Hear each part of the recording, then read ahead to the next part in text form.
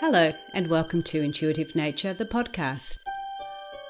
My name is Susan Jane and I believe that trusting your intuition is the best way to live your life with meaning and purpose. Each week you will hear about how you can connect, develop and trust your intuition through meditations, readings and my own personal experiences. Join me to understand how your intuition can guide you towards a life full of meaning and loving purpose.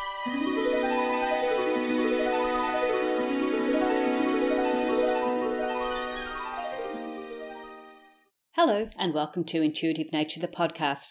I'm Susan Jane, the Intuitist, and I'll be your host for this Back to Basics series. This is episode 1.8, where we ask the question, can intuition be trusted? Now, I did a lot of research on the topic of intuition before I started this podcast. I knew what I understood about intuition, but I wasn't sure what other people knew, thought, or even believed in. So the question I have raised throughout this series is based on the data I found. Can intuition be trusted? Was one of those questions, and why I'm talking to you about it now. Let me briefly explain what intuition is so we're all on the same page, and then we can go forward together. Intuition is the communication from our spiritual being to our physical body in order to create an action. It is how our spiritual being communicates with us because our spirit requires an action or a learning that can only be achieved whilst in a physical body. The spirit sends intuitive messages to create a physical human reaction. Now, in the last podcast, we went through what intuition can do for you and the benefits of engaging with your intuition.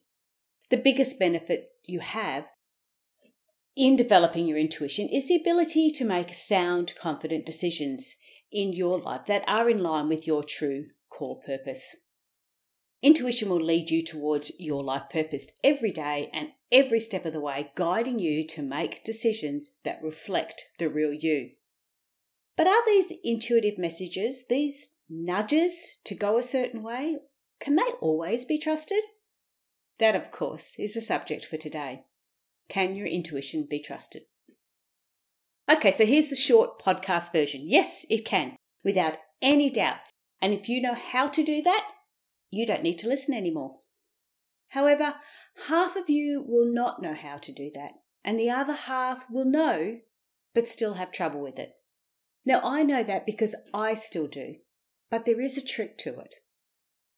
My intuition guided me to start this podcast, and I did, eventually, and after many nudges.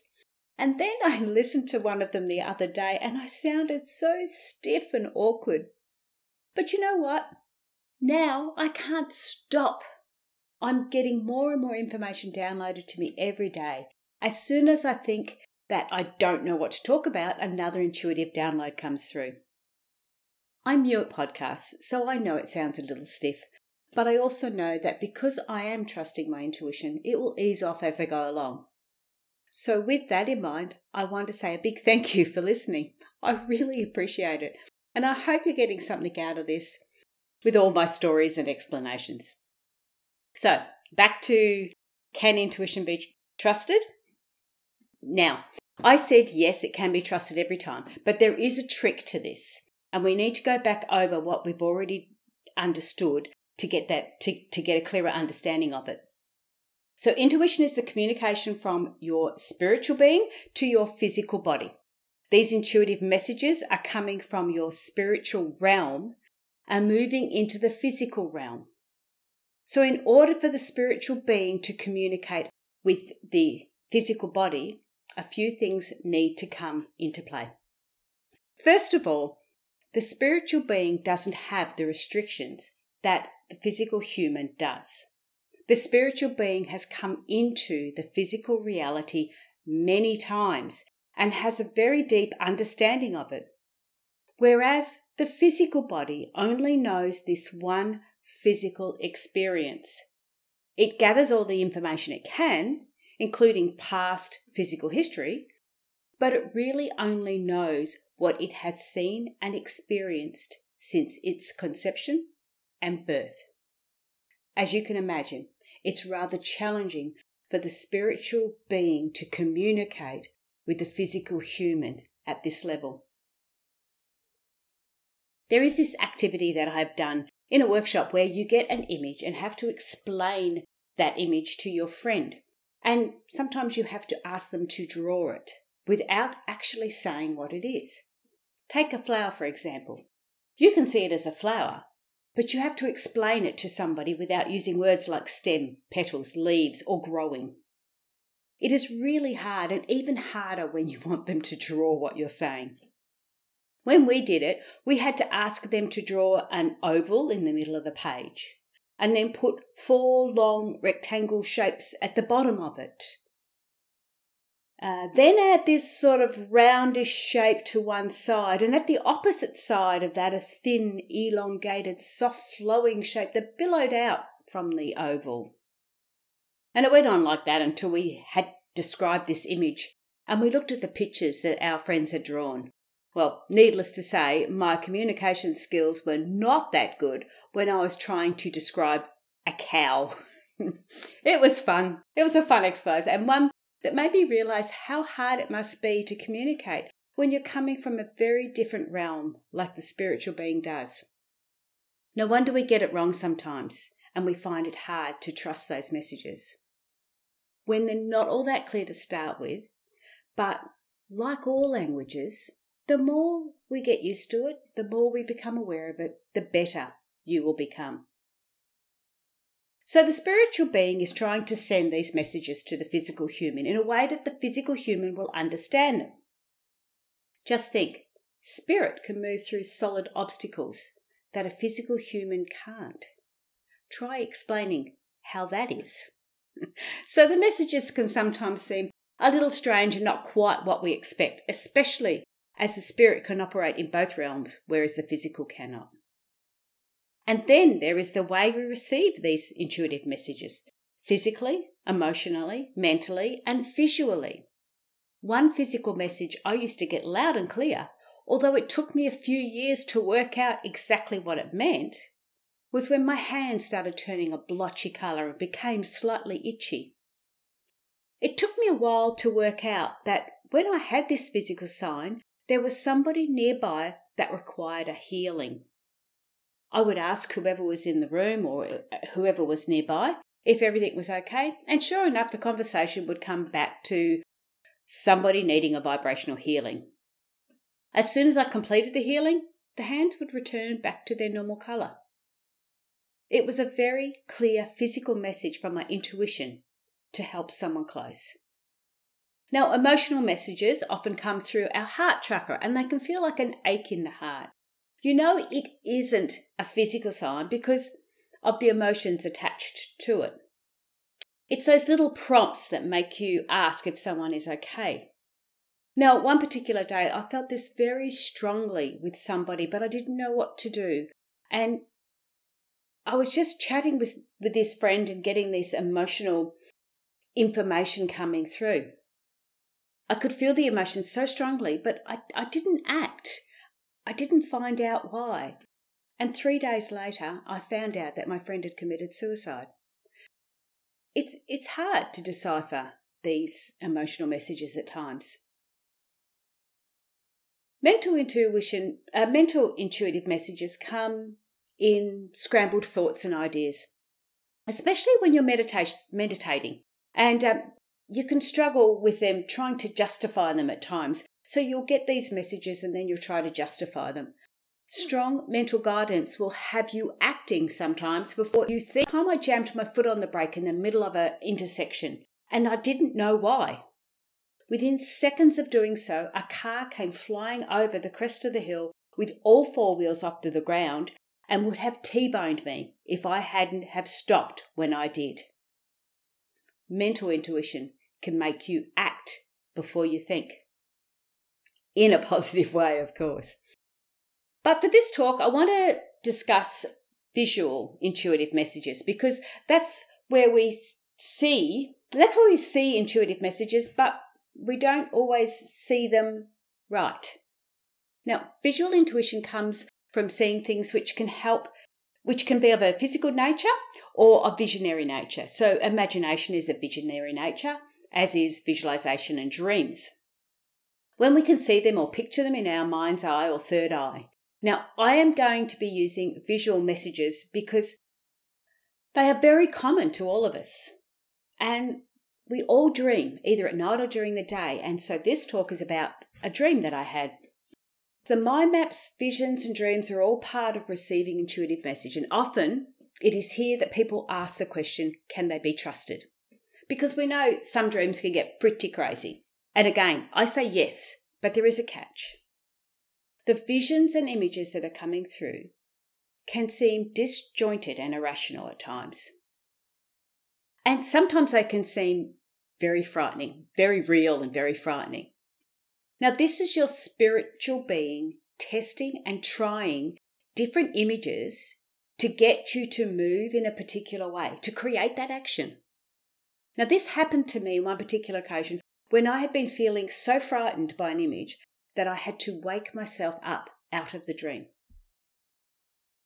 When I was in my later high school years, I was eventually given my own room. Now, coming from a family with 8 kids, it took a while for the older siblings to move on and the rooms to become available. However, at this particular time, we had a downstairs flat attached to the house. Now, you could access that via the external or through these internal stairs. And the people that were renting this house were moving out. So Mum said we could pick a bedroom downstairs. And of course, I was delighted. I could decorate it how I wanted it, and it was all mine. I didn't have to share it with anyone. And I can assure you that was just like heaven. Even if I wanted to share the room, though, none of my siblings liked it downstairs. They said going down there gave them the creeps, and I kind of agree. But it was my own room. I always felt there was something strange down there, but learnt to live with that feeling of sort of being watched. Funny enough, it feels creepier now when I talk about it than it did at the time. And it was just this particular spot. It was just as you went down the stairs. It wasn't the actual flat itself. So I was excited about having my own room. Now, I'm not sure how it all started, but I managed to collect a few small fish tanks. I've always been mesmerised watching fish swim around, and I often imagine swimming around with them. I was working part-time while at school, and I would buy new fish or tank ornaments and plants to go in the tank.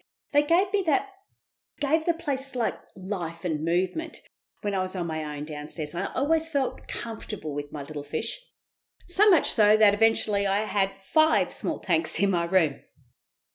Now, one night I had this terrifying dream. I can't remember how it started, but I still remember the fear that was installed in me in that particular night. I was actually dreaming that I was in my bed, which I was, and the room was really dark, which I imagine it was, being 2 o'clock in the morning. I knew I was in my bed, and yet a cave-like vision appeared around me, and I was in it. It felt a little strange, and there was a small fire at the end of the cave, which I moved towards, but didn't quite reach.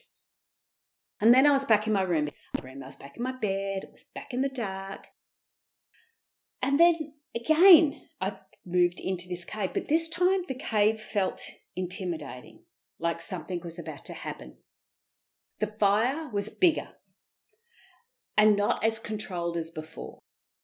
It felt a little frightening, but it didn't have me responding in any way in particular. I sort of looked around, but thought it was strange and weird and uncomfortable, but didn't go any further than that. It felt like I was in a dream. Yet it also felt like I was being guided or shown something. I looked around but didn't see anything other than the fire. Now, I knew that if I stayed away from the fire, but in the light that it was creating, I was okay. Then I was back in my room again. Now, it was strange to be aware that I was actually dreaming. Not awake, but almost not asleep. And each time I moved into the cave, it felt more intimidating. And I felt a little more frightened. This time I didn't go into the cave. This time I stayed in my room and watched the fire. It started off small, like like the one in the cave, and it grew quickly and became a large fire that was threatening to take over. But I still didn't move. I just watched from a safe distance of my bed, knowing it was a dream, even though it felt very real. It was then that I held my breath and the fear in me came to the surface all at once. The flames from the fire were burning through the wall of my bedroom, and in the flames came the most frightening image I have ever seen. It was the devil, and he was coming towards me.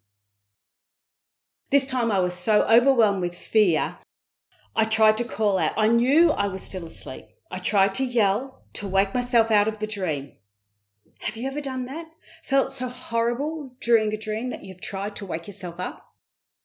It was awful, and I knew the flames and the devil himself were going to engulf me.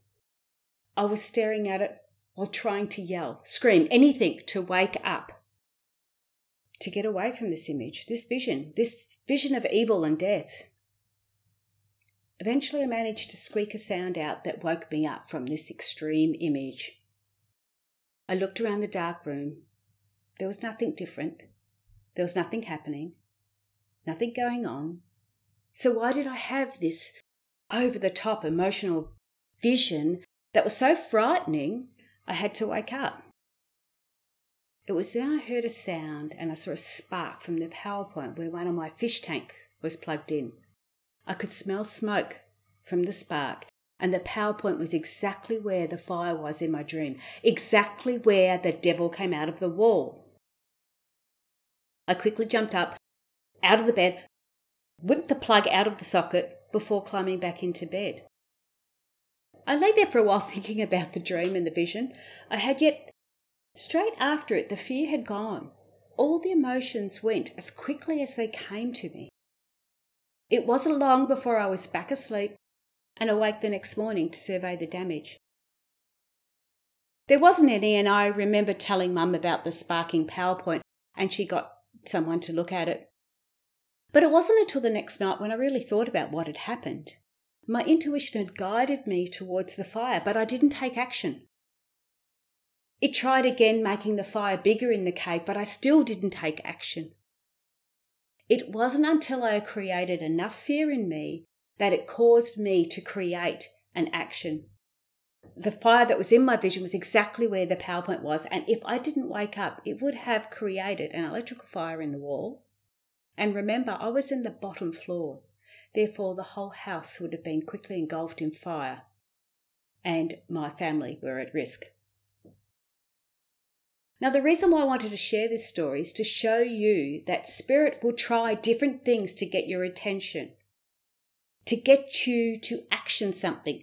Maybe not as life-threatening as this, but something that is in line with your true core values and purpose in life. Now, here's the catch. It's all about how we interpret these messages. When I woke up that particular time, I didn't go into a dream analysis. I reacted automatically and did what was needed to be done. However, there has been many times when I didn't understand what my dream was about, but it felt like I needed to. I found dream analysis to be extremely helpful at this stage because this is the area we have the most trouble with when it comes to intuition.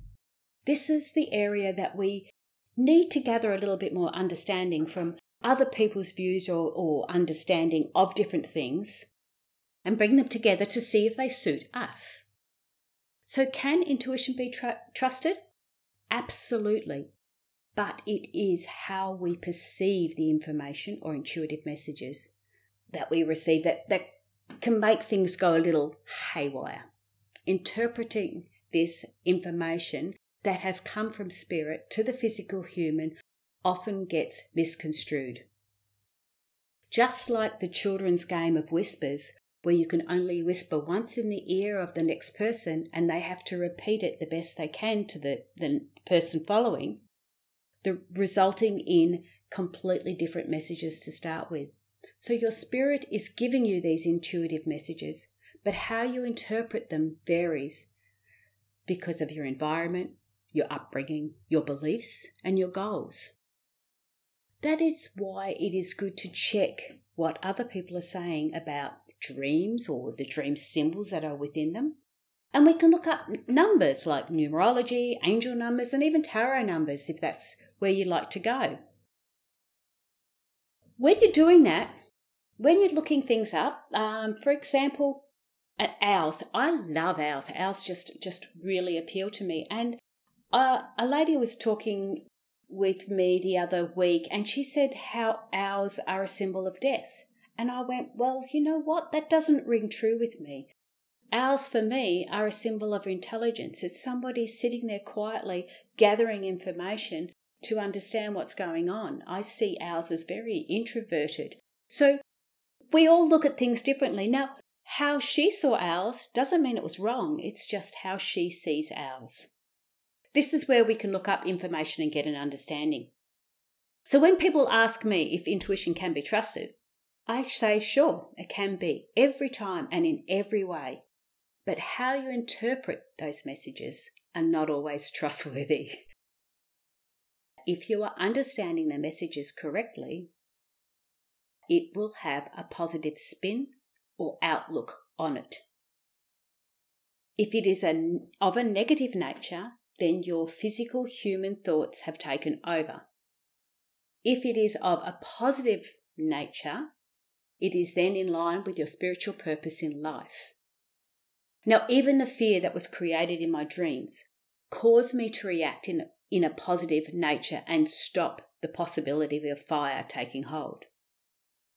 But how I know it was a positive nature was that the fear emotion left instantly after the action was performed.